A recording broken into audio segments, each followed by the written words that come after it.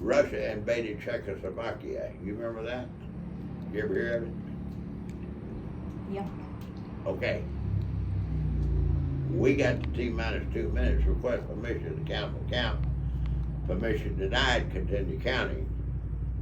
Oh, damn. I'm on a headset with 3 missiles, right? And I grabbed a grease pencil to start writing numbers down. By God, I got a series of 4, 3 of them, okay? And then, when we got the numbers, I said, request permission to arm warhead 1. Permission granted. And then, attic. Okay. Request permission to arm warhead B. Permission granted. Request permission to arm warhead C. Permission granted. So okay, we come out of that T2, T minus 2 minutes. We've armed those warheads and started counting. We counted all the way down to T minus 15 seconds. Wow. And I just swore we was going to war. I mean, I was ready for it. But you might as well say, you know, you give your ass to that incoming that you're bound to get. You know? But what the Russians, and they knew it, we could beat them to the punch. We count down 10 minutes. It took them 45 minutes. So if they gonna beat us to the punch, they better be sitting there at T2. But the missiles would have passed each other in flight. You know? But that was a scary time. When I got those warheads armed and started counting again, I wouldn't want nobody to know this, but my hands were shaking. You know? Yeah. But I did my duty. And if they had to stop me in T minus 15 seconds, they'd have been in the air. You know? Boy, they started screaming at us. You know? Long hole, long hole, long hole. What we could do back in those days with Pershing 1, we could put it in a long hole and hold that configuration for 72 hours. Wow. Yeah. Well, let me tell you something. President Reagan negotiated the Persian away with the Russians. They were supposed to do away with 360 SS-20s. We did away with 108 Persians. Okay? So, we was able to go to Russia. They said some of our people went to Russia and watched them destroy their SS-20s. Whether that's true or not, I don't know. But I do know that we had Russians down here at Fort Sill watching us destroy the ground support equipment for Pershing 2. You know? So they had a couple of Russian colonels there. And Ben Gaines, he had a ranch way the hell out in the country. So there was about 70 or 80 people we invited. Him and I went to the commissary, and I bought enough steaks to feed all them people, and we invited those 2 Russian colonels. So, sitting on a log out there,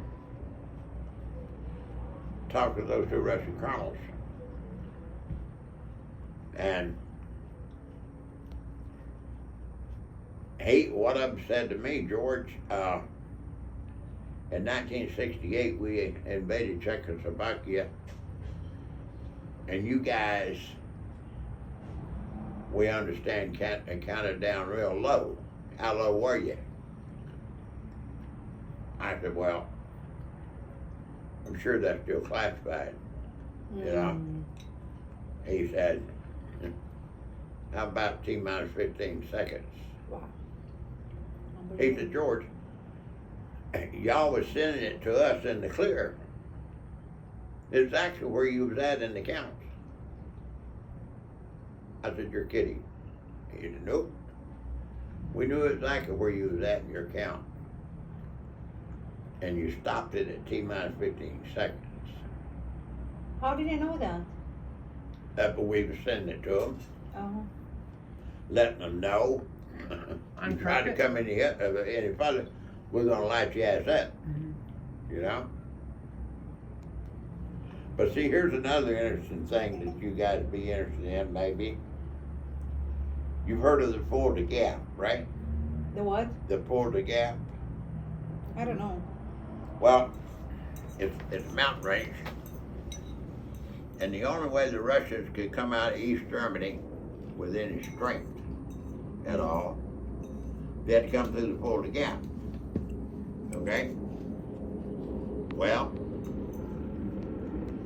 every now and then, the war room would give me serial numbers to switch warheads. Okay? Well, hell, I knew those serial numbers. I've always been damn good with numbers. So if those serial numbers, you know, I'd stand there and look at them. I said, wait a minute. They're having me to load up magatons.